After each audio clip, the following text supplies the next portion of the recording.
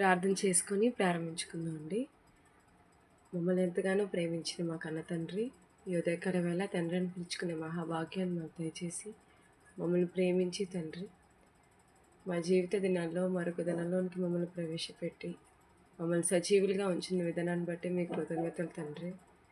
తండ్రి ఉదయకాలంలో తండ్రి మేము నేర్చుకోబోతున్న ప్రతి మాట తండ్రి శ్రద్ధగా విని మా మనసులో వాటిని భద్రం చేసుకుని తండ్రి మీ కొరకు అనేక మందికి మాటలు తెలియజేసే మనసు మా అందరికీ అనుగ్రహించమని ప్రార్థిస్తూ చెబుతున్న నాకు సంయోచితమైన జ్ఞానాన్ని, శక్తిని, ధైర్యాన్ని ప్రసాదించమని వేడుకుంటూ ఈ ప్రార్థన యేసుక్రీస్తు శ్రేష్టమైన నామంలో అడిగి వేడుకుంటున్నాం తండ్రి, ఆమేన్. అందులో ఇక్కడ వాక్యాభ్యాస కార్యక్రమానికి కూడి వచ్చిన ప్రతి ఒక్కరికి క్రీస్తు నామంలో నా వందనాలు తెలియజేస్తున్నానండి. గత వారం మనం మత్తయి సువార్త 19వ అధ్యాయము 9వ వచనం వరకు కూడా మనం నేర్చుకున్నాం. మత్తయి సువార్త 19వ అధ్యాయము 9వ వచనం వరకు నేర్చుకున్నాం.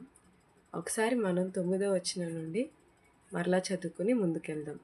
మత్తయి సువార్త 19వ అధ్యాయము 9వ వచనం చదువుతున్నాడు. మరియు వ్యభిచారము నిమిత్తమే తప్ప తన భార్యను విడనాడి మరి ఒకతను పెండ్లి చేసుకునివాడు వ్యభిచారం చేయుచున్నాడనియు, విడనాడబడిన దానిని పెండ్లి చేసుకునేవాడు వ్యభిచారం చేయుచున్నాడనియు మీతో చెప్పుచున్నానని వారితో అనెను. ఇక్కడ ఈ సందర్భంలో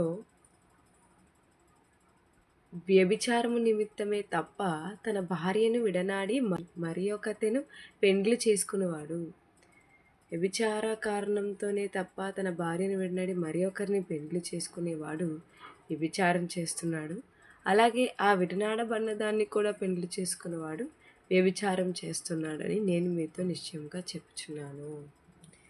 ఈ మాటలు మనం ఎక్కడ చదువుకున్నాం? మనం మత్తయి సువార్త నేర్చుకునేటప్పుడు మత్తయి సువార్త 5వ అధ్యాయంలో మనం ఈ మాటలు చదువుకుంటాం. మత్తయి సువార్త 5వ అధ్యాయము 32వ వచనంలో మనకు మళ్ళీ మాట కనిపిస్తుంది. మత్తయి సువార్త 5వ అధ్యాయం 32వ వచనం. మత్తయి సువార్త 5వ అధ్యాయము 32వ వచనంలో మనకి మాట కనిపిస్తుంది. నేను మీతో చెప్పినది ఏమనగా, వ్యభిచార కారణమును బట్టి కాక తన భార్యను విడనాడు ప్రతి వాడును ఆమెను వ్యభిచారిణిగా చేర్చున్నాడు, విడనాడబడిన దాన్ని పెండ్లాడువాడు వ్యభిచరిస్తున్నాడు. అంటే వ్యభిచార కారణాన్ని బట్టి కాకుండా ఎవరైనా తన భార్యను విడిచిపెడితే, వదిలేస్తే ప్రతివాడు కూడా ఆమెను ఏం చేస్తున్నాడు? ఆమెను వ్యభిచారిణిగా చేస్తున్నాడు. అలాగే ఎవరైతే విడవబడిన ఆమెను ఎవరైతే పెండ్లి చేసుకుంటారో వారు కూడా ఏం చేసినట్టు? వ్యభిచరిస్తున్నట్టు అని దేవుడి సందర్భంలో చెప్పడం మనకు కనిపిస్తుంది. మత్తయి సువార్త 19వ అధ్యాయంలో యేసుక్రీస్తు వారి మాటలు చెబుతూ మత్తయి సువార్తలో మొదటి నుంచి కూడా 19వ అధ్యాయం మొదటి నుంచి కూడా భార్యాభర్తలకు ఉన్నటువంటి సంబంధం కోసం, అంటే యేసుక్రీస్తు వారి దగ్గరికి వచ్చినప్పుడు కొంతమంది యేసుక్రీస్తు వారిని అడగడం, పరిసయ్యులు వచ్చి అసలు పురుషుడు తన భార్యను విడనాడటం న్యాయమేనా? అసలు అది న్యాయమేనా? మీకేం తోచుతుంది? నీకేమనిపిస్తుంది? నువ్వు చెప్పు అని యేసుక్రీస్తు వారిని అడగడం. అంటే ఆయన ఏం సమాధానం చెప్తారని, అంటే ఆయన శోధించాలనే ప్రయత్నం. అలా అన్నప్పుడు యేసుక్రీస్తు వారు భార్యాభర్తల కోసం చెప్పడం, ఆ విధంగా యేసుక్రీస్తు వారు భార్యాభర్తల కోసం చెబుతునేటప్పుడు, ఆయన మాట్లాడుతునేటప్పుడు ఆ మాటల్లో ఆయన మాట్లాడుతూ ఏమన్నారంటే, ఏ విధంగా ఉండాలని ఆయన చెప్పాడు అంటే, వారు ఏక శరీరంగా ఉన్నారు కనుక వారిని ఎవరు కూడా విడదీయకూడదు. ఎందుకంటే దేవుడు జతపరిచిన వారిని విడదీయకూడదు అని చెప్పడం అనేది మనం చూస్తాం. అలా ఆయన మాట్లాడుతూ పరిత్యాగ పత్రిక ఇమ్మని మోషే గారు చెప్పారు కదా అని వాళ్ళంటే చెప్పారు, కానీ ఆది నుండి అలా జరగలేదు. కానీ మీ హృదయ కాఠిన్యాన్ని బట్టి ఆయన అలా చెప్పాడు అని చెబుతూ యేసుక్రీస్తు వారి మాట చెప్తున్నారు. ఎవరైతే వ్యభిచారం నిమిత్తం తప్ప ఎవరైనా తన భార్యను విడిచిపెడితే వారు ఏం చేస్తున్నారు? వ్యభిచారం చేస్తున్నారు. విడనాడబడిన వారు ఎవరైనా పెళ్లి చేసుకుంటే వారు కూడా వ్యభిచారం చేస్తున్నారని యేసుక్రీస్తు వారు ఇక్కడ చెప్తున్నారు. ఇక తర్వాత 10వ వచనంలో ఏమన్నారు?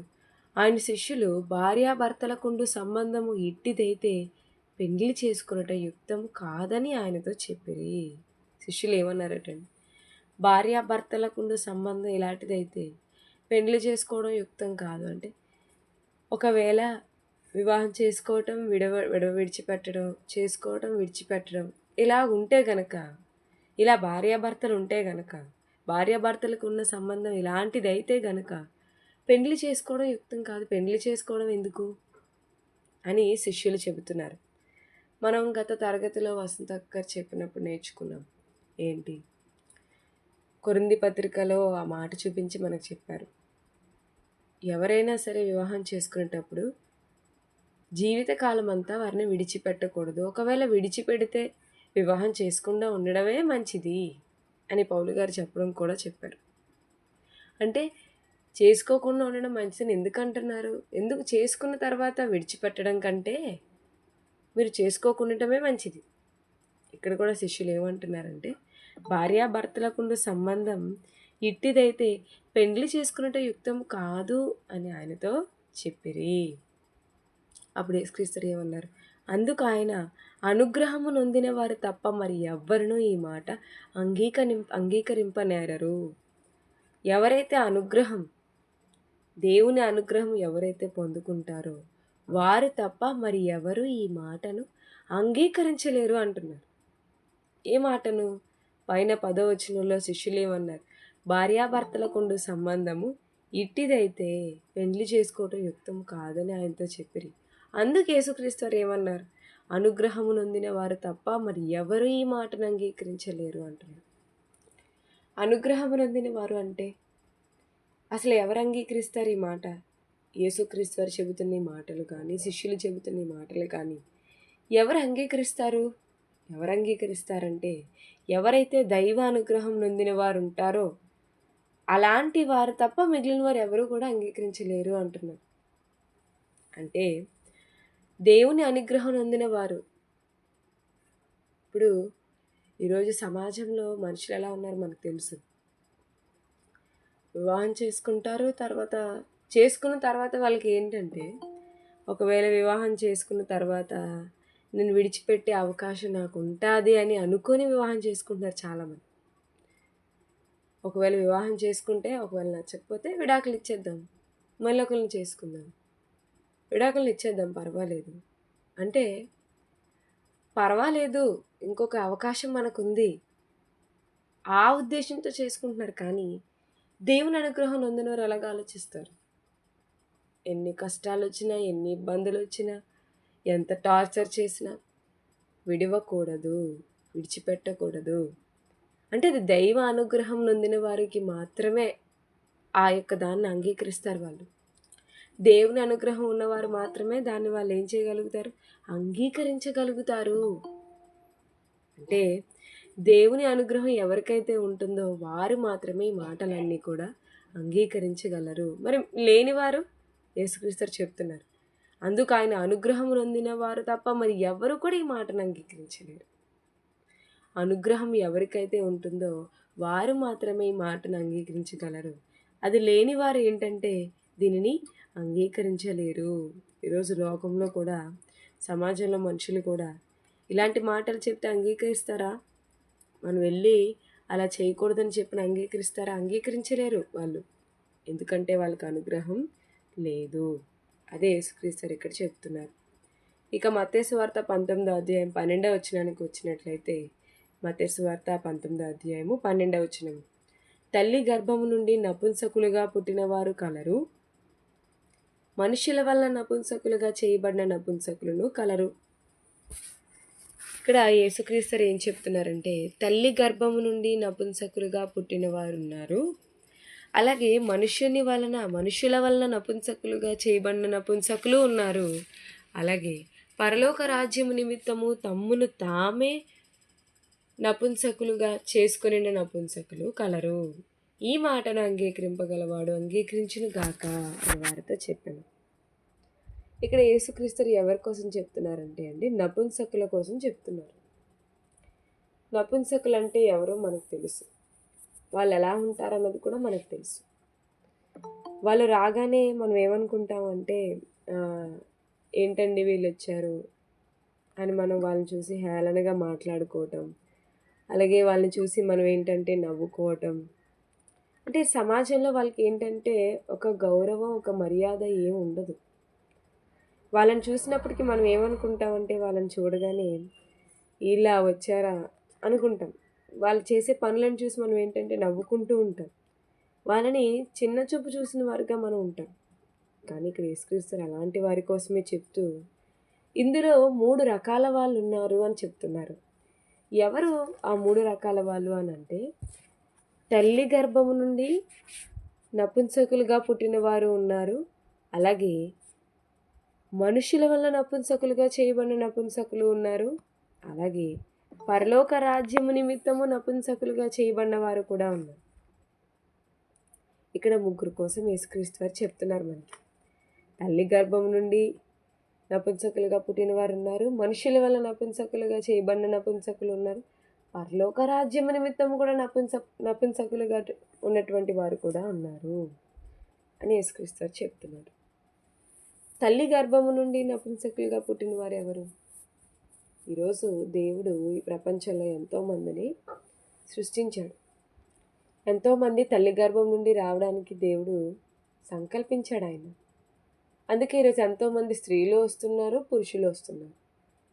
ఎంతోమంది స్త్రీలుగా పుడుతున్నారు, పురుషులుగా పుడుతున్నారు.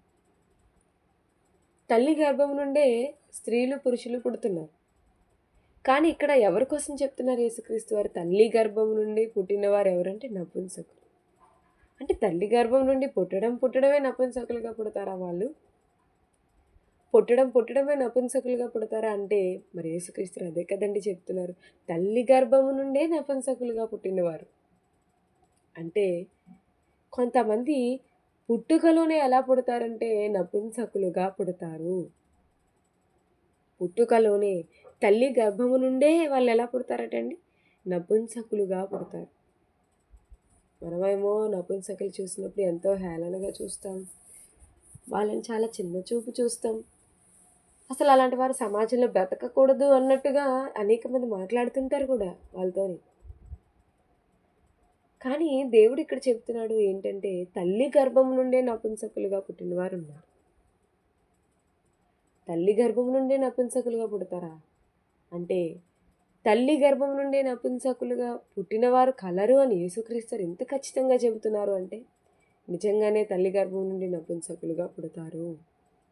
అంటే వాళ్ళు పుట్టుకతోనే నపుంసకులుగా పుడతారు వాళ్ళు. అదేంటది? పుట్టుకతోనే వాళ్ళేంటి నపుంసకులుగా పుట్టారు? మరి ఈరోజు అందరూ కూడా నపుంసకులు మంచివాళ్ళు కాదు అని వారిని హేళన చేయటము, వారిని చిన్నచూపు చూడటం చూస్తున్నారు కదా. మరి అలాంటి వారు తల్లి గర్భం నుండి నపుంసకులుగా పుడుతున్నారనంటే అలాంటి వారిని దేవుడే పుట్టిస్తున్నాడా? తల్లి గర్భము నుండి నపుంసకులుగా పుట్టిన వారు కలరు అంటున్నారంటే తల్లి గర్భం నుండి ఎవరు పుట్టిస్తారండి? ఇప్పుడు తల్లి గర్భం నుండి ఎవరు పుట్టిస్తారు? మనం బైబిల్‌లో చాలా సందర్భాల్లో దావీదు గారు రాసినటువంటి కీర్తనలు అన్నమాట మనం చదువుకుంటాం. ఆ మాట మనం ఒకసారి చూసినట్లయితే కీర్తనల గ్రంథము 139 అధ్యాయం 13వ వచనం. కీర్తనల గ్రంథం 139వ అధ్యాయము 13వ వచనం మనం చూస్తే కీర్తనల గ్రంథము 139వ అధ్యాయము 13వ వచనం మనం ఒకసారి చూస్తే నా అంతరింద్రియములను నీవే కలుగజేస్తివి, నా తల్లి గర్భమందు నన్ను నిర్మించిన వాడవు నీవే. దావీదు గారు ఏమంటున్నారంటే నా అంతరింద్రియములను నీవే కలుగజేసావు, నా తల్లి గర్భమందు నన్ను నిర్మించిన వాడవు నీవే. అంటే మనల్ని తల్లి గర్భంలో నిర్మించేది ఎవరు? దేవుడు కదండి. మనల్ని తల్లి గర్భంలో నిర్మించింది దేవుడు. అంటే మనం తల్లి గర్భంలో ఉన్నటప్పుడు ఆరోగ్యంగా మనకి ఏ ఆపద రాకుండా మనం అందరం కూడా చాలా క్షేమంగా ఉన్నాము అంటే దానికి గల కారణం ఎవరంటే దేవుడు. అందుకే ఏమంటున్నాడు? నా తల్లి గర్భమందు నన్ను నిర్మించిన వాడవు నువ్వే. అంటే ఈ మాట నిజంగా దావీదు గారు అంటున్నారంటే ఈరోజు ఈ భూమి మీద పుట్టిన ప్రతి మనిషి తల్లి గర్భం నుండే కదండి రావాలి. మరి అలాంటి తల్లి గర్భంలో ఉన్నటువంటి వారు అందరినీ నిర్మించింది ఎవరు? దేవుడు. అంటే తల్లి గర్భంలో అందరినీ నియమించింది దేవుడైతే మరి యేసుక్రీస్తు వారు తల్లి గర్భం నుండే నపుంసకులుగా పుట్టారని వారి కోసం చెబితే నపుంసకులను కూడా నిర్మిస్తున్నది ఎవరు? దేవుడు. ఏంటండి, దేవుడే నపుంసకుల్ని పుట్టిస్తున్నాడా? తల్లి గర్భం నుండి దేవుడే నపుంసకుల్ని పుట్టిస్తున్నాడా? ఆ జాతిని దేవుడే సృష్టిస్తున్నాడా? అవును ప్రియులారా. ఎందుకంటే దేవుడు కూడా బైబిల్లో ఒక మాట అంటాడు. ఏంటి? ఒకని నుండి ప్రతి జాతి మనుషులను దేవుడు సృష్టించి అంటాడు. అంటే ఒకరి నుండి ప్రతి జాతి మనుషులను దేవుడే సృష్టిస్తున్నాడు. అంటే ఈరోజు నపుంసక జాతి వీళ్ళందరూ కూడా సృష్టించబడుతున్నారు అంటే తల్లి గర్భం నుండే కూడా వారు ఎలా పుడుతున్నారంట? నపుంసకులుగా పుడుతున్నారు. మరి అలా తల్లి గర్భం నుండి పుట్టించేది ఎవరు? దేవుడు. అంటే స్త్రీని పురుషుణ్ణి చేసిన దేవుడే నపుంసక జాతిని కూడా చేస్తున్నాడు. నపుంసకులను కూడా తల్లి గర్భం నుండి పుట్టిస్తున్నాడు. అంటే ఎందుకు దేవుడు పుట్టిస్తున్నాడు? దేవుడు స్త్రీని పురుషుణ్ణి చేసినప్పుడు ఏమనుకున్నాడండి? వారిని స్త్రీని గాను పురుషుని గాను చేసినప్పుడు దేవుడు ఏమనుకున్నాడు? ఎట్లనగా మీరు ఫలించి అభివృద్ధి పొంది భూమిని నిండించండి, విస్తరించండి. ఇదే కదా దేవుడు చెప్పాడు. ఫలించండి, అభివృద్ధి పొందండి, విస్తరించండి, భూమిని నిండించండి. అంటే వాళ్ళిద్దరికీ బాధ్యత అప్పగించాడు దేవుడు. దేవుని పని నిమిత్తం దేవుడు స్త్రీనైనా పురుషునైనా చేశాడు. అంతే కదా. దేవుని కొరకే మనం అంతా కూడా పుట్టాం. మరి ఈ నపుంసక జాతిని గురించి కూడా దేవుడు మనకు తెలియజేయాలనుకుంటున్నాడా? అంటే వారి నుండి కూడా దేవుడు ఏదో చెయ్యాలి అనుకుంటున్నాడు. ఈ నపుంసక జాతి నుండి కూడా దేవుడు ఏం చేయాలనుకుంటున్నాడంటే వారి వలన కూడా దేవుడు తన పనిని చేయించుకోవాలి, వారి వలన కూడా దేవుడు తనకి ఘనతను చేకూర్చుకోవాలనే ఆలోచనతో దేవుడు ఆ జాతిని కూడా పుట్టించడం అనేది జరుగుతుంది. అంటే తల్లి గర్భము నుండి కూడా నపుంసకులుగా ఉన్నవారు ఉన్నారా? తల్లి గర్భం నుండే. అంటే వారు పుట్టడమే ఎలా పుడతారటండి? నపుంసకులుగా పుడతారు. ఇది యేసుక్రీస్తు వారు చెప్పిన వారిలో మొదటిది. అంటే తల్లి గర్భం నుండి నపుంసకులుగా పుట్టినవారు అంటే తల్లి గర్భము నుండే వాళ్ళు ఎలా పుడతారంటే నపుంసకులుగా పుడతారు. పుట్టడమే. అది ఎవరు పుట్టిస్తున్నారు? దేవుడే. స్త్రీ జాతిని పురుష జాతిని చేసిన దేవుడే నపుంసక జాతిని కూడా సృష్టిస్తున్నాడు. పుట్టుక నుండే నపుంసకులుగా వారు పుడుతున్నారు అంటే దేవుడు వారితో ఏదో తన పనిని చేయించాలని అనుకుంటున్నాడు. అది మనకు అర్థమైంది. ఇక యేసుక్రీస్తు వారు మత్తయి సువార్త 19:12 తల్లి గర్భం నుండి నపుంసకులుగా పుట్టిన వారు కలరు అన్నారా? ఇప్పుడు తర్వాత ఎవరన్నారు? మనుష్యుల వల్ల నపుంసకులుగా చెయ్యబడిన వారు కలరు. అంటే మనుష్యుల వలన నపుంసకులుగా చేయబడిన నపుంసకులు కలరు అంటున్నారు. అంటే పుట్టుకతోడనే నపుంసకులుగా పుట్టిన వారు కొందరుంటే ఈ లోకంలో ఇంకెవరున్నారటండి? మనుషుల వలన నపుంసకులుగా చేయబడిన వారు ఉన్నారు. అంటే మనుష్యుల వల్లనే నపుంసకులుగా మారిపోతున్నారు వాళ్ళు. అంటే కొంతమందిలో చూడండి, పుట్టడం మగపిల్లడిగానే పుడతారు, కానీ వారిలో ఎక్కడో ఆడపిల్లల లక్షణాలు కనిపిస్తాయి. అంటే కనిపించడం అంటే వాళ్ళు కావాలని కోరుకుంటారు, నేను ఆడపిల్లని అవ్వాలి, నేను ఆడపిల్లగా ఉండాలి. ఆడపిల్లలు వేసుకున్నట్టే నెయిల్ పాలిష్ చేసుకోవడం, గోరింటాకు పెట్టుకోవడం, పువ్వులు పెట్టుకోవడం, పసుపు రాసుకోవడం. వాళ్ళ మాటలు కూడా ఎలా ఉంటాయంటే కొంచెం ఆడపిల్లల్లాగే. అంటే ఇలాంటి వారు ఏంటంటే పుట్టడం మగబిడ్డగానే పుడతారండి, మగ జాతిలోనే పుడతారు, కానీ ఎందుకో ఆడపిల్ల అవ్వాలనుకుంటారు. ఇక అలాగే చాలామంది స్త్రీలు పురుషులుగా మారుతూ ఉంటారు. ఈరోజు ఎంతోమంది చూడండి, పుట్టడం వాళ్ళు మగపిల్లడిగా పుడతారు, కానీ ఆడపిల్లగా మారడానికి ఇన్ని సర్జరీలు చేసుకుంటారు తెలుసా వాళ్ళు. ఆడపిల్లలుగా మారడానికి వాళ్ళు నిజంగా చాలా బాధ అనుభవిస్తారండి. వాళ్ళ అవయవాలన్నీ కూడా వాళ్ళు మార్చుకుంటూ ఉంటారు. అంటే ఈ విధంగా వాళ్ళు ఏంటంటే మనుష్యుల వలన నపుంసకులుగా చేయబడుతున్నారు వాళ్ళు. అంటే వాళ్ళు పుట్టుకతో నపుంసకులు కారు, మనుష్యుల వలన నపుంసకులుగా చేయబడుతున్నారు. మరి ఇది దేవుడు అంగీకరిస్తాడా? మనుషుల వల్ల నపుంసకులుగా చేయబడ్డం దేవుడు అంగీకరిస్తాడా అండి? దేవుడేమో మగబిడ్డగా పుట్టిస్తే నేను ఆడదానిగా అయిపోవాలని చెప్పి అనుకున్న వారిని, లేదా ఆడవాళ్ళుగా పుట్టిస్తే నేను మగవానిగా అయిపోవాలని అనుకున్న వారిని దేవుడు అంగీకరిస్తాడా? ఇలా మనుషుల వల్ల నపుంసకులుగా చేయబడిన వారిని దేవుడు అంగీకరిస్తాడా అంటే ఇది దేవుడు అంగీకరించడు ప్రియులారా. ఇది దేవునికి విరుద్ధం, ఇది దైవ విరుద్ధం. దేవుడు తల్లి గర్భం నుండి పుట్టిస్తున్నాడు, దేవుడే పుట్టిస్తున్నాడు వారిని.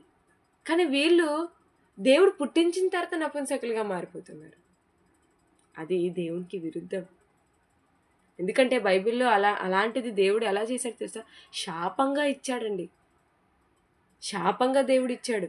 మనందరికీ తెలుసు యోధా రాజు అనే హిజ్కియా కోసం మనం చదువుకున్నాం కదండి. అతను దేవుని పట్ల ఎలాంటి ప్రేమ కలిగి ఉన్నాడో మనకు తెలుసు. దేవుడు నిజంగా అతని జీవితంలో ఎన్ని మేలులు చేశాడో కూడా మనకు తెలుసు. మరి అలాంటి ఆయన గురించి దేవుడు మాట్లాడుతూ, వాళ్ళ పిల్లల కోసం దేవుడు మాట్లాడుతూ ఏమన్నాడంటే, యెషయా గ్రంథం 39వ అధ్యాయం 7వ వచనం ఒకసారి చూడండి.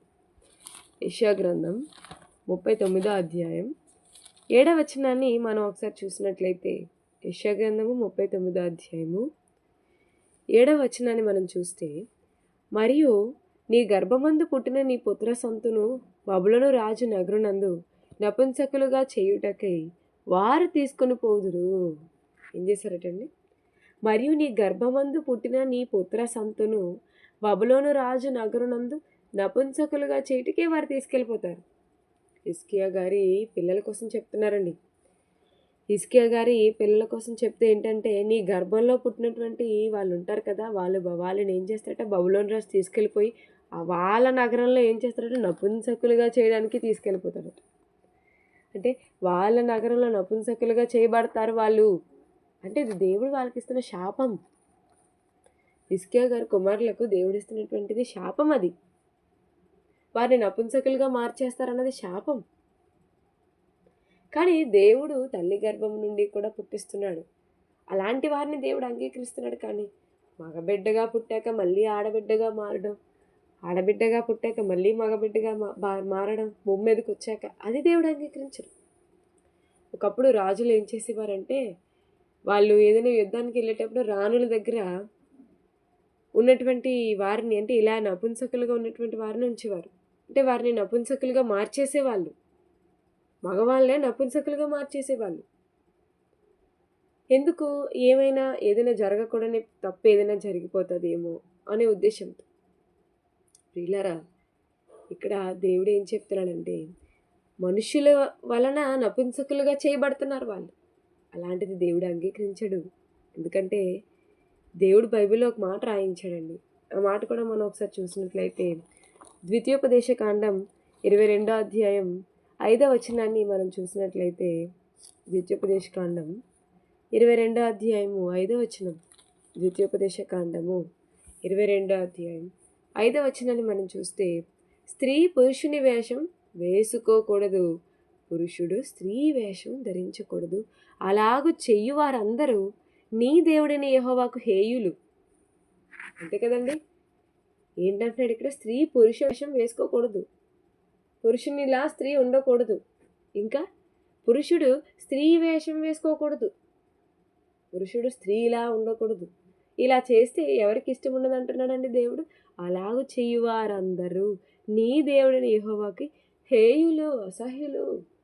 ఎవరైతే దేవుడేమో స్త్రీగా పుట్టిస్తే పురుషుని వేషం వేసుకుంటారో, పురుషుడిగా పుట్టిస్తే స్త్రీ వేషం ఎవరు వేసుకుంటారో, అలాంటి వారందరూ దేవుడికి ఏంటంటండి? హేయులు, అసహ్యులు. అంటే ఈ విధంగా మనుషుల చేత నపుంసకులుగా చేయబడిన వారు ఎవరున్నారో అలాంటి వారందరూ దేవునికి హేయులు. దేవుడే నపుంసక జాతిని పుట్టిస్తున్నాడు, వారిని దేవుడే పుట్టిస్తున్నాడు. కానీ ఎవరైతే మనుషుల వలన నపుంసకులుగా చేయబడుతున్నారో అది దేవునికి నచ్చదు. అది దైవ విరుద్ధం, అది అక్రమం. ఎందుకంటే స్త్రీ స్త్రీగా ఉండాలి. స్త్రీ పురుషునిగా ఎలా మారుతుందండి? పురుషుడు పురుషుల్లా ఉండాలి. స్త్రీగా ఎలా మారతాడు? దేవుడు ఏమైనా పుట్టుకతో ఏమైనా నపుంసకులుగా పుట్టించారా? లేదే. కానీ పుట్టిన తర్వాత మనుషుల వలన ఇదిగో నపుంసకులుగా చేయబడుతున్నారు. ఇది దేవుడికి నచ్చదు. ఇక మూడోది యేసుక్రీస్తు ఏమని చెప్పారు? యేసుక్రీస్తు వారు మూడోదేనంటే, తల్లి గర్భం నుండి నపుంసకులుగా పుట్టిన వారు కలరు, మనుషుల వల్ల నపుంసకులుగా చేయబడిన వారు కలరు. పరలోక రాజ్యము నిమిత్తము తమ్మును తామే నపుంసకులుగా చేసుకున్న నపుంసకులు కలరు అంటున్నారు. మనం తల్లి గర్భం నుండి పుట్టిన నపుంసకులు ఎవరో తెలుసుకున్నాం. ఇక తర్వాత మనుషుల వల్ల నపుంసకులుగా చేయబడిన వారు ఎవరో కూడా తెలుసుకున్నాం. ఇక పరలోక రాజ్యము నిమిత్తము తమ్మును తామే ఏం చేసుకుంటారట తెలుసా అండి? నపుంసకులుగా చేసుకుంటారట.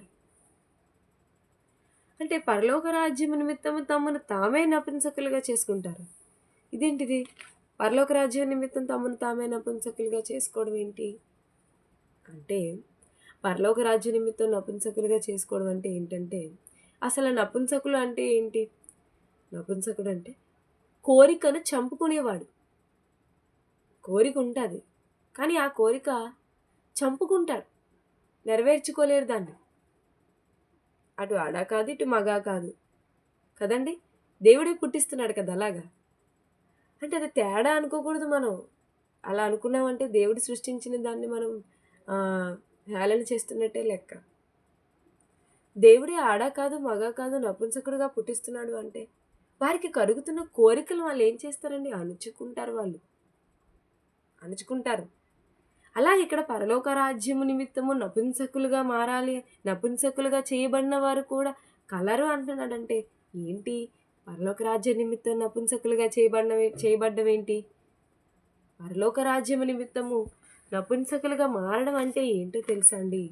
పరలోక రాజ్యము కొరకు మనకున్న కోరికలను చంపుకోవడం, మనకు పుట్టే ఆశలు ఇవన్నీ ఏవైతే ఉన్నాయో వాటిని మనం త్రుంచేయటం. అంటే పరలోక రాజ్యం వెళ్ళడానికి మనకు కలిగే కోరిక, దీన్ని మనం ఏం చేసుకోవాలి? చంపుకోవాలి. అలా ఎవరైతే పరలోక రాజ్యం కోసం తమను తామే నియంత్రించుకుంటారో, అంటే వారికి కలిగే కోరికలు, వారికి వచ్చే ఆశలు, వీటన్నింటినీ ఆశలు తీర్చుకోవాలి, కోరిక తీర్చుకోవాలని కాకుండా ఎలాగైతే అణుచుకుంటారో, అలాగే పరలోక రాజ్యానికి వెళ్ళేవారు కూడా వారికి కలిగే కోరికలు, ఆలోచనలు, తర్వాత ఏవైతే ఆశలు ఉన్నాయో వాటన్నిటినీ కూడా అణుచుకునేవారు ఎవరైతే ఉంటారో అలాంటి వారే పరలోక రాజ్యము నిమిత్తము తమను తామే నపుంసకులుగా చేసుకున్నవారు. అంటే దేవుని కొరకు బ్రతుకుతామని నిర్ణయం తీసుకున్న మన జీవితంలో అండి ఎన్నో కోరికలు చోటు చేసుకుంటే మనకి కదండి, ఎన్నో ఆశలు. ఆశ అనేది కలగడం తప్పు కాదు, కోరిక అనేది కలగడం తప్పు కాదు. కానీ కోరిక కలిగిందని ప్రతి కోరికను కూడా మనం నెరవేర్చుకుంటూ వెళ్తే ఎలా చెప్పండి? ప్రతిదాన్ని నెరవేర్చుకుంటూ వెళ్తే మనం పరలోక రాజ్యానికి వెళ్ళం. కనుక పరలోక రాజ్యము నిమిత్తము ఏం చేస్తామంటే మనం వాటిని చంపుకుంటాము. పరలోక రాజ్యము కొరకు చంపుకోవడం అంటే దేవుని కోసం. ఇప్పుడు ఏదైనా మనకు చేయాలని ఉంటుంది, మనం ఏదైనా ఒక టైంలో మనకి ఏదో చేయాలని కోరిక పుడుతుంది, ఏదో చూడాలని ఉంటుంది. కానీ మనం ఆ టైంలో వద్దు, దాన్ని నేను చూడకూడదు, నేనేం చేసుకోవాలి? నేను వాక్యం చదువుకోవాలి అంటే దాన్ని ఏంటప్పుడు మనం ఆ కోరికను ఏం చేసుకున్న వారు అవుతాం? చంపుకున్న వారం అవుతాం. అందరిలాగే మనకి కూడా అన్నీ చేసేయాలని ఉంటుందండి. ఏమనుకుంటా అంటే చాలామంది అందరిలాగే నేను కూడా విహారయాత్రకి వెళ్తే బాగుండు, అందరూ వెళ్తున్నారు కదా, ఇవన్నీ కోరికలు. కానీ మనం వెళ్ళామనుకోండి, వెళ్ళడం తప్పని నేను అంటలేదు, కానీ వెళ్ళే టైంలో మనం ఏదైనా పని చేసుకుంటే, పని ఉంటే మనకి అంటే మనకున్న కోరికలన్నీ మనం ఏంటంటే చంపుకోవడం. ఇలా చంపుకున్న వారు ఎవరైతే ఉంటారో అలాంటి వారు ఏంటంటే పరలోక రాజ్యము నిమిత్తం తమను తామే నపుంసకులుగా చేసుకున్నవారు అని అర్థం. అందుకే కొలస్సీ పత్రిక ఒకసారి మనం చూసినట్లయితే కొలస్సీ పత్రిక 3వ అధ్యాయం 5వ వచనాన్ని మనం బైబిల్ నుండి చూస్తే, కొలస్సీ పత్రిక 3వ అధ్యాయం 5వ వచనం. కొలస్సీ పత్రిక 3వ అధ్యాయము 5వ వచనం మనం చూస్తే, కొలస్సీ పత్రిక 3వ అధ్యాయం 5వ వచనం. కావున భూమి మీద ఉన్న మీ అవయవములను అనగా జారత్వమును, అపవిత్రతను, కామాతురతను, దురాశను, విగ్రహారాధనైన ధనాపేక్షను చంపివేయండి. ఏంటండి ఇవన్నీ? ఏంటంట ఇవన్నీ కూడా ఏంటంటే ఏం చేయమంటున్నాడు? చంపేయమంటున్నాడు. చంపేయడం అంటే ఏంటి? అదే మనలో కలుగుతునేటప్పుడు వీటిని మనం త్రుంచేయాలి. అదే మనల్ని మనం నపుంసకులుగా చేసుకోవటం. పరలోక రాజ్యం నిమిత్తం నపుంసకులుగా చేయబడిన వారంటే మనల్ని మనం ఏం చేసుకోవాలట, మనకు కలిగినవన్నీ ఏం చేయమన్నాడు, చంపేయమంటున్నాడండి. చంపేయండి. ఇంకా కిందకి వెళ్ళేసరికి ఏమన్నాడు చూడండి, 8వ వచనంలో, ఇప్పుడైతే మీరు కోపము, ఆగ్రహము, దుష్టత్వము, దూషణ, మీ నోట బూతులు అని వీటన్నిటినీ విసర్జించండి. దేవుని నమ్ముకున్నారు కదా, మీరు వీటన్నిటినీ విసర్జించండి. విసర్జించడం అంటే ఏంటంటే విడిచిపెట్టడం కదా. చాలా సందర్భాల్లో మనకు కోపం వచ్చేస్తుంటుంది, చాలా సందర్భాల్లో మనకు చాలా ఆగ్రహం వస్తుంటుంది, దూషించి మాట్లాడుతుంటాం మనం కూడా. ఇంకా మన నోట్లో కొన్ని సందర్భాల్లో బూతులు, ఇవన్నీ వస్తుంటప్పుడు ఏం చేయమన్నాడు దేవుడు, విసర్జించండి, విడిచిపెట్టేయాలంటే మనల్ని మనం నియంత్రించుకోవాలి. అక్కడ వద్దు, ఇది చెయ్యకూడదు అంటే మనం చంపేసుకోవాలి దాన్ని. అదే చెప్తున్నాడు ఇక్కడ. అలా చంపుకున్న వారే ఎవరంటే పరలోక రాజ్యం నిమిత్తం నపుంసకులుగా చేయబడినవారు. అదే కదా అంటున్నాడు, మీ నోట బూతులు అని వీటన్నిటినీ విసర్జించండి. 9వ వచనం, కొలసీ పత్రిక 3వ అధ్యాయం 9వ వచనం, ఒకరితో ఒకడు అబద్ధం ఆడకండి, ఎలయనగా ప్రాచీన స్వభావాన్ని దాని క్రియలతో కూడా మీరు పరిత్యజించి జ్ఞానము కలుగు నిమిత్తము దాన్ని సృష్టించి వానిని పోలిక చెప్పున నూతన పరచబడుచున్న నవీన స్వభావమును ధరించుకొని ఉన్నారు. పరిత్యజించి అంటే విడిచిపెట్టాలి, వదిలేయాలి. అంటే దేవుని కోసం బ్రతుకుతున్న మనలో ఎన్నో కోరికలు, ఆశలు కలుగుతాయి. కానీ వాటన్నిటినీ మనం చంపేసుకోవాలి, వాటన్నిటిని అణుచుకోవాలి, వాటన్నిటినీ మనం త్రుంచేయాలి. అలా చేసుకున్న వారే ఎవరు అంటే పరలోక రాజ్యం నిమిత్తం నపుంసకులుగా చేయబడినవారు. శిష్యులు కూడా ఏం చేస్తారండి, శిష్యులు కూడా యేసుక్రీస్తు వారు రమ్మంటే వచ్చారు కదండి. వెంటనే మనం మత్తయి 4వ అధ్యాయం 16వ వచనాలు చదువుకున్నాం. నేను మిమ్మల్ని మనుషులు పట్టు జాలరులుగా చేస్తానని, కానీ వాళ్ళు ఏంటండి ఏమాత్రం వెనకడకు వేయకుండా వచ్చారు కదా. మనుషులు పట్టే జాలరులుగా చేస్తానంటున్నారా, అమ్మో అని చెప్పి వాళ్ళలో విడిచిపెట్టి వదిలేసి వచ్చారు. వాళ్ళకున్న జీవనోపాధిని విడిచిపెట్టి వచ్చేసారు వాళ్ళు. అంటే ఏంటి, వాళ్ళకు ఉన్నది సంపాదించుకోవచ్చు, సంపాదిస్తే బోల్డ్ వస్తాయి, కానీ దాన్ని కూడా విడిచిపెట్టి వచ్చారంటే ఏంటి, వాళ్ళే పరలోక రాజ్యం నిమిత్తం వారిని వారు ఏం చేసుకున్న వారు అవుతారు, నియంత్రించుకున్న వాళ్ళు అవుతారు. వారిని వారు నియంత్రించుకున్న వారు అవుతారు. అలాగే పౌలు గారి కోసం కూడా మనం ఒకసారి చూసినట్లయితే ఫిలిప్పీ పత్రిక 3వ అధ్యాయం 7వ వచనం చూడండి. ఫిలిప్పీలకు రాసిన పత్రిక 3వ అధ్యాయం 7వ వచనం. ఫిలిప్పీలకు రాసిన పత్రిక 3వ అధ్యాయం 7వ వచనంలో, అయితే ఏవేవి నాకు లాభకరములై ఉండేనో వాటిని క్రీస్తునందు నష్టంగా ఎంచుకున్నాను. పౌలు గారు చూసారండి ఏమంటున్నారు, ఏవేవైతే నాకు లాభకరంగా ఉన్నాయో, ఏవైతే ఇప్పటివరకు నాకు లాభం నేను అనుకుంటున్నానో వాటిని ఏం చేస్తానంటున్నారండి పౌలు గారు, ఏవేవైతే నాకు లాభకరములై ఉండేనో వాటిని క్రీస్తు నిమిత్తం నష్టంగా ఎంచుకుంటాను. నేను నష్టంగా అంటే ఇవి నాకు వద్దు, ఇవి నాకు నష్టంగా ఉన్నాయనుకుంటారట చూడండి ఆయన. ఇంకా మనం అలా చదువుకుంటూ వెళ్తే అండి కిందన 10-11 వచనాలు కలిసి ఉన్నాయి. 10-11 వచనాలు కూడా చదువుదాం. 8వ వచనం కూడా చదువుదాం. 7 చదివాం కదండి, 8వ వచనం చదువుదాం. నిశ్చయముగా నా ప్రభువైన యేసుక్రీస్తును గూర్చిన అతిశ్రేష్టమైన జ్ఞానము నిమిత్తమై సమస్తాన్ని నష్టంగా ఎంచుకొనుచున్నాను. దేనికోసం అంటండి, నిశ్చయంగా నా ప్రభువైన యేసుక్రీస్తును గూర్చిన అతిశ్రేష్టమైన జ్ఞానం కోసం సమస్తాన్ని నష్టంగా ఎంచుకున్నాను. అంటే ఎంత మంచి మాట అన్నారండి పౌలు గారు. నాకేవి లాభం చేసేవేమన్నా ఏమైనా నష్టంగా భావిస్తున్నట్టండి ఆయన. ఇదిగో దీనివల్ల నాకు లాభం వస్తుంది అనుకుంటే ఆయన అది నష్టం అనుకుంటున్నాడంట. ఇంకా ఏమంటాడు, నిశ్చయంగా నా ప్రభువైన యేసుక్రీస్తుని గూర్చిన అతి శ్రేష్టమైన జ్ఞానాన్ని నిమిత్తమే సమస్తాన్ని నేను నష్టంగా ఎంచుకుంటున్నాను. నా ప్రభువైన యేసుక్రీస్తును గూర్చిన అతి శ్రేష్టమైన జ్ఞానం కోసం ఆయన ఏంటండి సమస్తాన్ని నష్టం అనుకుంటున్నాడు అంటండి. ఆయనకున్న లాభకరమైన కూడా నష్టంగా భావిస్తున్నాడు.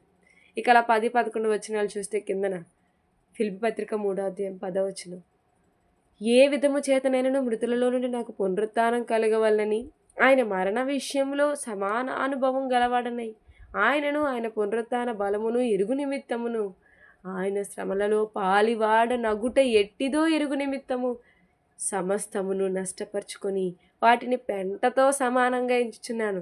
ఎలా ఎంచుతున్నారట, పెంటతో సమానం. ఏంటండి, తనకున్న సమస్తాన్ని పౌలు గారు ఎందుకు పెంటతో ఎంచుతున్నారు? మనకే ఏమైనా సమస్తం ఉంటే మనం అలా ఎంచుతామా? మనకున్న ఆస్తులు, మనకున్న అంతస్తులు వీటిని ఎప్పుడైనా పెంటతో సమానం అనుకుంటామండి మనం? అంటే క్రైస్తవుడు అలా ఆలోచించాలి. ఆస్తి చూడగానే ఆస్తా ఇంత పెద్దదా, అమ్మో ఎంత బాగుందో అనే ఆశ్చర్యానికి గురవ్వకుండా, దాని మీద ఆశ పడకుండా ఏమనుకోవాలట, పెంట పెంటను చూస్తే ఎలా ఫీల్ అవుతామండి మనము? పెంట ఎలా ఉంటుందండి? పెంటను చూడగానే మనం అబ్బాయి ఎంత బాగుందంటావా, అయ్యో అర్జెంటుగా వాసన వస్తుంది వెళ్ళిపోవాలి ఇక్కడి నుంచి అంటాం. పెంట మీద దొరికారు మీరే అంటారు. అంటే అది చాలా నీచంగా చూస్తాం మనం దాన్ని. అలాగే దేన్ని చూడమంటున్నాడు? మనకు కలిగిన సమస్తాన్ని. ఎవరు చూసారు అలాగా? పౌలు గారు పెంటతో సమానం ఎంచుకున్నాడు.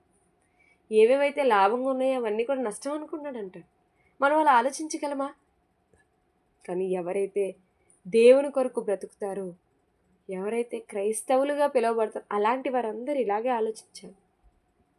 అలా ఆలోచించినప్పుడే మనం ఎక్కడికి వెళ్తాం? పరలోక రాజ్యానికి వెళ్తాం.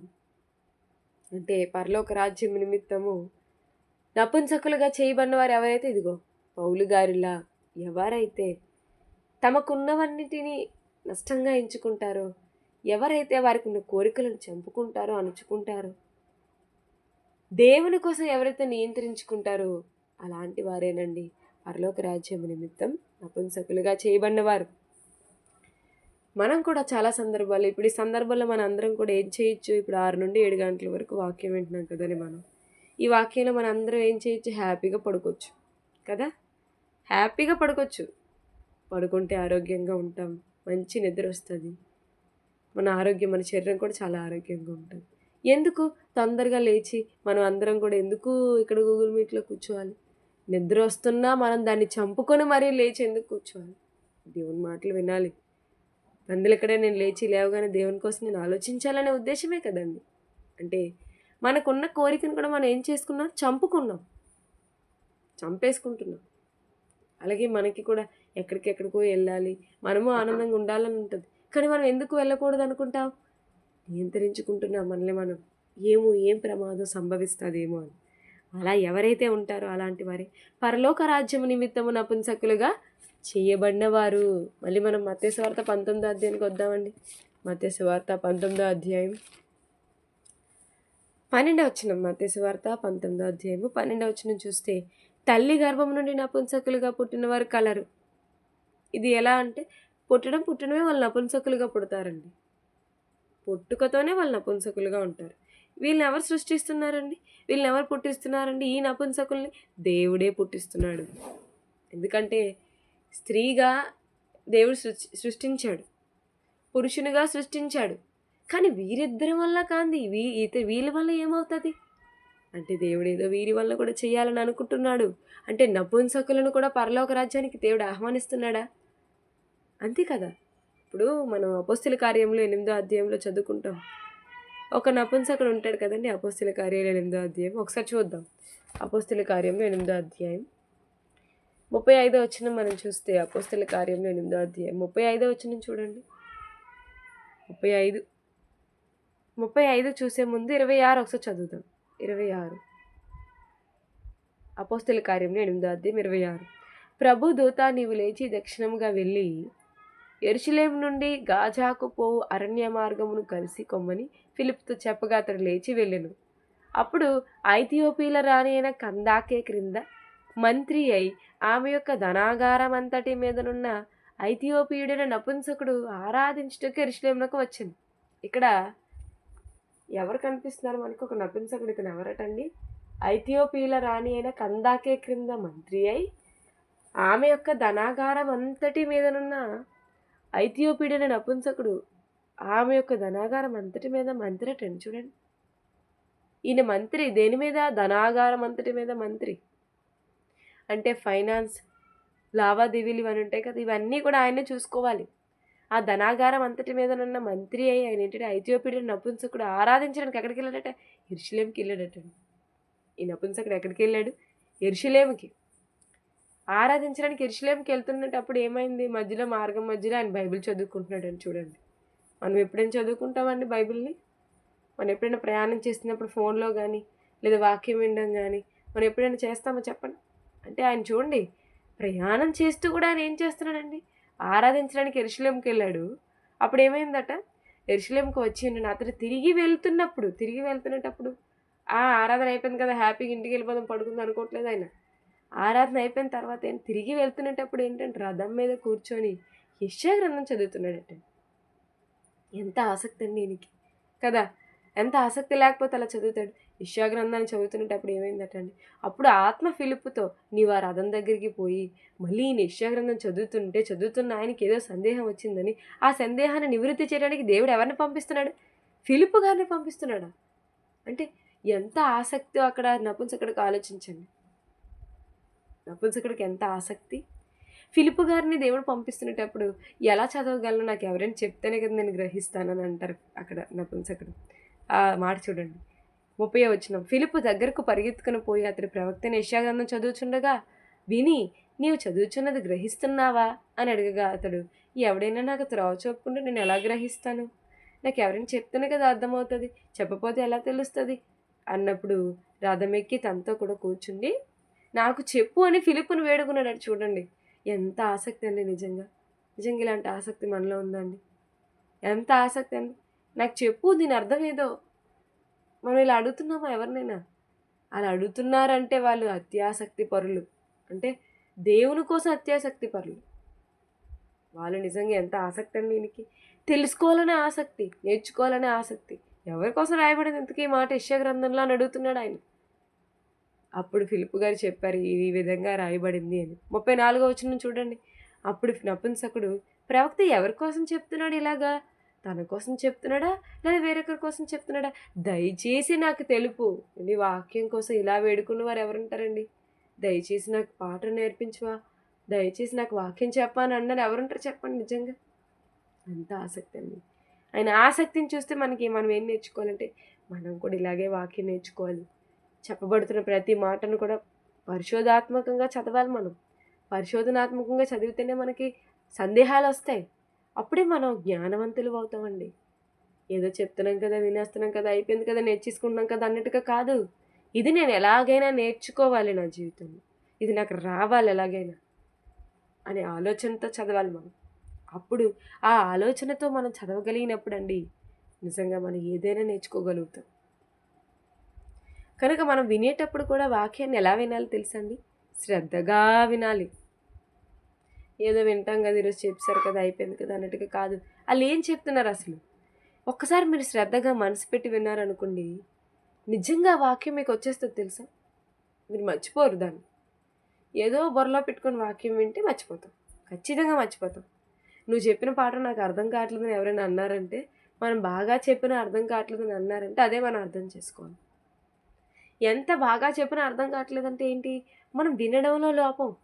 అంటే ఏదో మనసులో పెట్టుకొని వింటున్నాం మనం, లేదా శ్రద్ధగా వినట్లేదు మనం, లేదా మనం చెప్తున్న దాన్ని అర్థం చేసుకోలేకపోతున్నాం మనం. కానీ ఇక్కడ ఈయన అలా లేడండి.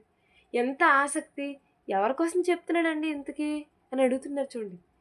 ప్రవక్త ఎవరి కోసం చెప్తున్నాడు? తన కోసం చెప్తున్నారా, వేరొకరి కోసం చెప్తున్నారా? దయచేసి నాకు చెప్పండి ప్లీజ్, దయచేసి అని ఎప్పుడు అంటాం? దయచేసి కొంచెం అది ఇవ్వండి అంటాం. అంటే రిక్వెస్ట్ చేసినప్పుడు అడుగుతాం కదా, అది ఇవ్వు అంటే అదేంటది ఆజ్ఞాపించడం, కమాండ్ అంట. దయచేసి మాకు ఇవ్వండి అంటే చెప్పండి అంటాడంటే ఏంటి? ప్లీజ్ నాకు ఈ విషయం చెప్పవా. ఎంత ఆసక్తి అండి, తెలుసుకోవాలని ఆసక్తి. ఇలా ఆయన చదువుతునేటప్పుడు ఫిలిప్పు గారు ఇవన్నీ కూడా చెప్తారు, ఆయనకు సువార్త ప్రకటిస్తారు. ఆయన మారిపోతాడండి. మారిపోతున్న వెంటనే ఏమి ఇచ్చేస్తారు చూడండి ఆయనకి. 36వ వచనం. వారు త్రోవలో వెలుచుండగా నీళ్లున్న ఒక చోటికి వచ్చినప్పుడు నపుంసకుడు, ఇదిగో నీళ్లు, నాకు బాప్తిస్మ ఇచ్చడానికి ఆటంకం ఏంటి? నాకు బాప్తిస్మ ఇచ్చేయమన్నాడు. చూడండి, బాప్తిస్మ చూడండి, నాకు ఆటంకం ఏంటి అనగానే బాప్తిస్మ ఇచ్చేస్తాడు. అప్పుడు ఫిలిప్పు గారు అడుగుతున్నారు 37వ వచనంలో, ఫిలిప్పు నీ పూర్ణ హృదయంతో విశ్వసించిన ఎడల పొందవచ్చునని చెప్పాను. అతడు యేసుక్రీస్తు దేవుని కుమారునని విశ్వసించుచున్నానని ఉత్తరం ఇచ్చాను.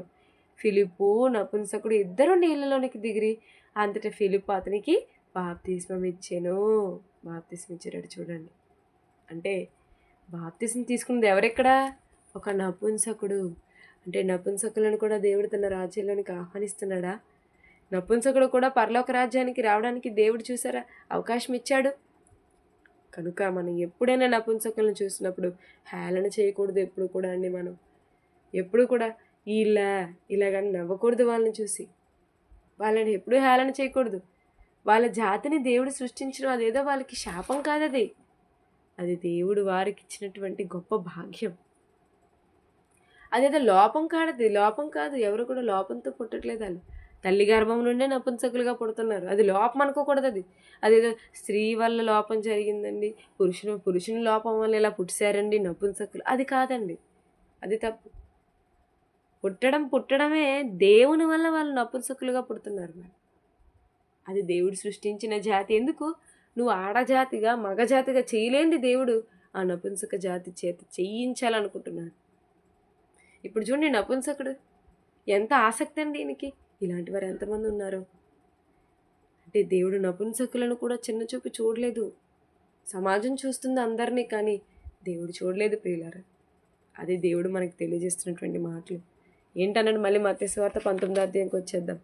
మత్తయి సువార్త 19వ అధ్యాయం 12వ వచనం చూడండి. తల్లి గర్భం నుండి నపుంసకులుగా పుట్టిన వారు ఉన్నారు, అలాగే మనుషుల నపుంసకులుగా చేయబడిన వారు ఉన్నారు, అలాగే పరలోక రాజ్యం నిమిత్తం కూడా ఏం చేయబడిన వారు ఉన్నారటండి, నపుంసకులుగా తమను తామే చేసుకుంటారంటే. ఇప్పుడు ఎవరైతే పరలోక రాజ్యం కోసం వారి యొక్క కోరికలు, వారి యొక్క ఆశలు చంపుకుంటారో అలాంటి వారు అందరూ నపుంసకులే. అంటే ఎవరైతే దేవుడి కోసం వారి కాలాన్ని, వారికి ఉన్న ఆరోగ్యాన్ని ఖర్చు చేస్తారు, వారికి ఇష్టమైన వాటిని చేయడానికి ఆలోచన ఉంటుంది, కానీ ఇష్టమైన వాటిని చేయకుండా దేవుడికి ఇష్టమైనవి చేయాలని ఎవరైతే అనుకుంటారో అలాంటి వారు నపుంసకులు. కనుక మనం అలాంటి వారి జాబితాల్లో ఉన్నామా?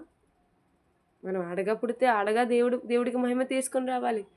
పురుషునిగా పుడితే, మగగా పుడితే మగగా దేవునికి కీర్తిని తీసుకురావాలి. లేదు కాదు, దేవుడు నపుంసకుడుగా పుట్టించాడా తల్లి గర్భం నుండే? భూమి మీదకి వచ్చాక మళ్ళీ నపుంసకులు కావడం కాదండి. తల్లి గర్భం నుండి నపుంసకులుగా దేవుడు పుట్టిస్తే ఆ దాంట్లోనే ఉండి మనం సేవ చేసుకుంటూ వెళ్తే అనేక మంది బుద్ధి తెచ్చుకుంటారు. ఆడగా మగగా నేను చేయలేంది, ఆడ కాదు మగ కాదు కలిపి ఉన్నటువంటి వీళ్ళు చేస్తున్నారు అని బుద్ధి తెచ్చుకొనైనా దేవుని పని చేస్తాం. అంటే వారి ద్వారా దేవుడు ఏదో చేయించాలని అనుకుంటున్నాడు. కనుక నపుంసకులను ఎప్పుడు మనం చిన్న చూపు చూడకూడదు. ఆ మాట చెప్పి యేసుక్రీస్తు ఏమంటున్నారండి 12వ వచనం. పరలోక రాజ్యం నిమిత్తం తమను తామే నపుంసకులుగా చేసుకుని నపుంసకులు కలరు, ఈ మాటను అంగీకరింపగలవాడు అంగీకరించునుగాక. ఈ మాట ఎవరైతే అంగీకరించగలవాడు ఎవరైతే ఉంటారో వాళ్ళే అంగీకరిస్తారని యేసుక్రీస్తు వారితో చెప్పడం అనేది జరిగింది. కనుక మనము మన జీవిత కాలంలో ఎలా మారిపోవాలి? నపుంసకులుగా మారిపోవాలి. అదేంటండి ఆడగా పుట్టి నపుంసకులుగా మారిపోతున్నారంటే, మనం నపుంసకులు అంటే ఏదో మగగా మారడం కాదు. మనకున్న కోరికలు, మనకున్న ఆశలు దేవుడి కోసం చంపుకునేవారుగా మనం ఉండాలి అనేదే ఇక్కడ ఆయన ఉద్దేశం. కనుక ఇంతవరకు నా మాటలు అర్థమయ్యాయని మీకు అనుకుంటున్నాను. మనం 12వ వచనం వరకు నేర్చుకున్నాం. ఆసక్తితో విన్న మీ అందరికీ కూడా నా వందనాలు తెలియజేసుకుంటూ నా మాటలు ముగిస్తున్నాను. ప్రార్థన చేసుకుందాం, కళ్ళు మూసుకుందాం. మమ్మల్ని ఎంతగానో ప్రేమించిన మా కన్న తండ్రి, మమ్మల్ని పుట్టించి తండ్రి మేము ఆడగా పుట్టాలి అని మీరు సంకల్పించి మా ద్వారా తండ్రి ఏదో మీ కొరకు మీరు చేయించాలనే ఉద్దేశంతోనే మాకు ఈ జన్మని మీరు ఇచ్చారు అని మేము తెలుసుకున్నాం తండ్రి. తెలుసుకున్న మేము తండ్రి స్త్రీగా పురుషునిగా ఏం చేయగలుగుతున్నాం, మీకు ఏ విధంగా తండ్రి మేము మహిమను తీసుకురాగలుగుతున్నాం అని ఆలోచనతో మేము బ్రతకగలిగే జ్ఞానం మాకు ఇవ్వండి తండ్రి. మేము భూమి మీద బ్రతికినంత కాలము మమ్మల్ని ఎలాగైతే పుట్టించారో అలాగే మేము మీకు మహిమ తీసుకుని వచ్చేవారుగా మేమందరం ఉండేలాగానే సహాయం అనుగ్రహించండి. ఇంతవరకు మీ మాటలు మేము నేర్చుకున్నాం తండ్రి. ఎంతో మంచి మాటలు మా కొరకు మీరు రాయించినందుకు మీకు వందనములు. మరి ఇంతవరకు ఎంతోమంది ఆసక్తితో మీ మాటలు విన్నారు, వారిని జ్ఞాపకం చేసుకోండి తండ్రి. వారి కుటుంబాలను జ్ఞాపకం చేసుకోండి.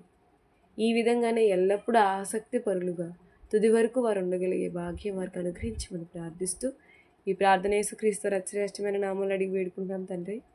ఆమేన్. అందరికీ వందనాలండి.